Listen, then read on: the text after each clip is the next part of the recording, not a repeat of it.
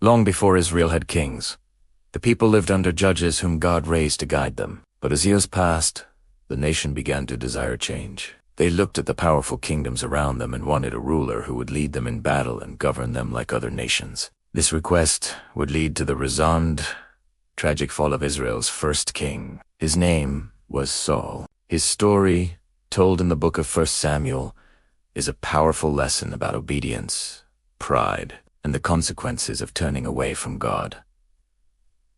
During this time, the prophet Samuel served as Israel's spiritual leader. He had faithfully guided the nation for many years, but as Samuel grew old, the people became restless. They gathered together and came to him with the demand, "You are now old, and your sons don't follow your example. So then, appoint a king to rule over us, so that we will be like other nations." Samuel was deeply troubled. He knew that God himself was meant to be Israel's true king. So Samuel prayed. God answered him, "Listen to the people. You are not the one they have rejected. I am the one they have rejected as their king." Even though their request grieved God, he allowed it. Israel would have a king, but his story would become a warning for generations. Not far away lived a young man from the tribe of Benjamin. His name was Saul. The scriptures describe him as tall and impressive. One day Saul set out searching for his father's lost donkeys. During the journey, he came to Samuel, seeking guidance. When Saul arrived, Samuel recognized that he was the chosen one. He took a flask of olive oil and poured it over Saul's head. At first, Saul seemed humble. When Samuel gathered the tribes to present the new king, Saul was discovered hiding among the baggage. The people shouted with excitement, "Long live the king!" Saul soon proved himself in battle, leading the people to victory. But Saul's heart began to change. Faced with the powerful Philistines, Saul's soldiers began to scatter in fear. Instead of waiting for Samuel as instructed, Saul made a critical mistake. He offered the sacrifice himself, a role reserved only for priests. Samuel confronted him.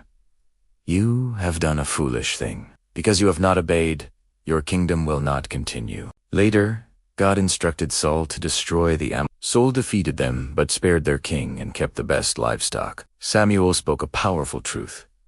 It is better to obey him than to sacrifice. Because you rejected God's command, he has rejected you as king. God had already chosen a new leader, David, a young shepherd. When Samuel anointed David, the Spirit of God came upon him, but the Spirit left Saul.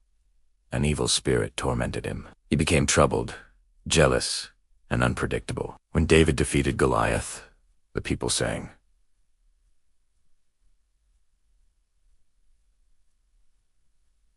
"Saul has killed thousands, but David tens of thousands."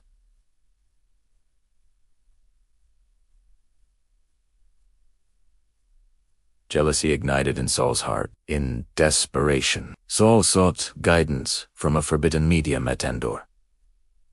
Samuel's spirit appeared with a terrifying message. "Tomorrow you will be with me." The next day on Mount Gilboa, the battle was disastrous. Wounded and facing defeat, Saul fell upon his own sword. Saul lost everything because of disobedience. His story reminds us, leadership without obedience leads to downfall. Those who honor God with humble hearts will be raised up. Thank you for watching. May God bless you, and shalom.